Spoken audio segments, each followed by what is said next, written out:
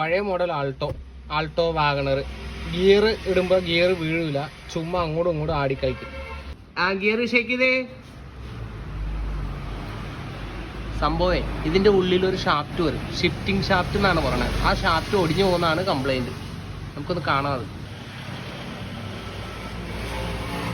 ഇത് ഒടിഞ്ഞിരിക്കുക കേട്ടോ. ഇതിന്റെ ബാലൻസ് ഗിയർ ബോക്സിന്റെ ഉള്ളിലിരിക്കുകയാണ്.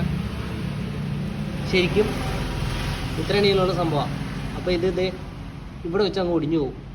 അതാണ് സംഭവം. ഷാഫ്റ്റ് ഒടിഞ്ഞതിൻ്റെ ബാലൻസ് ഉള്ളത് ഈ ഹോളിൻ്റെ അകത്താണ്.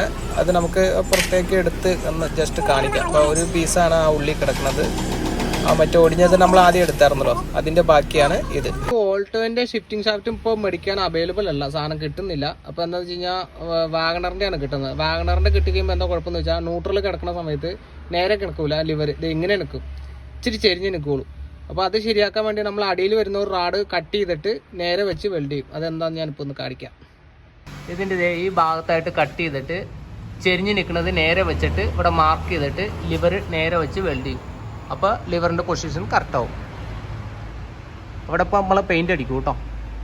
അപ്പോൾ ഏറ്റവും ആദ്യം ഇറങ്ങിയ ആൾട്ടോ വാഗണർ പഴയ മോഡൽ വണ്ടികൾക്കാണ് ഈ സിസ്റ്റം വരുന്നത്. പുതിയ വണ്ടികൾക്ക് ഈ സിസ്റ്റം അല്ല, കേബിൾ രീതിയിലാണ്. അപ്പോൾ അതിന് ഈ ഡാമേജ് പ്രശ്നങ്ങളൊന്നും വരത്തില്ല.